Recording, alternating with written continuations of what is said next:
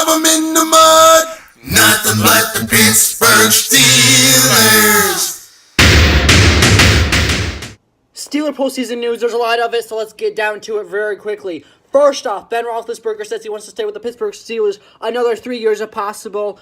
So that's great news. He's not retiring this year. Last year we thought he might retire. This year he's going to stay. Next year he's going to stay, and hopefully next year. So he says he wants to stay another 3 years if possible. If the Steelers let him, I'm sure they will if he keeps playing like he did last season. Next, so that's great news. So next, we have Todd Haley. Mike Tomlin said that he does not want to discuss if Todd Haley's going to stay with the Steelers. Personally, I mean, he's a great coach. He's a great offensive coordinator. But the thing is about him, on fourth down, and 4th and 1 against the best defense in the freaking league, there's no reason you should pitch the ball to Le'Veon Bell. There's absolutely no reason. So maybe common sense comes into play. I don't think he has much common sense at this point because he has not proved any this season. He can choose great plays, but you need common sense to coach this league. I don't think he should be here next year. But Tomlin said he doesn't want to discuss that. If he's going to be here next year or not. So it's 50-50 right now. If we got a new offensive coach, it wouldn't be the end of the world. Finally, Shazier. He said he has feeling back in his legs before the playoff game. He now recently just made a t-shirt to energize fans about him. He says he wants to be back as soon as possible for next season if possible.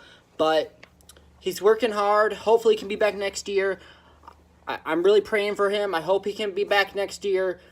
But he has good spirits. He's very thankful, and that's great news. So there's a chance he could be playing next year. That's all I really got for you guys. So hopefully next year we can have a better season.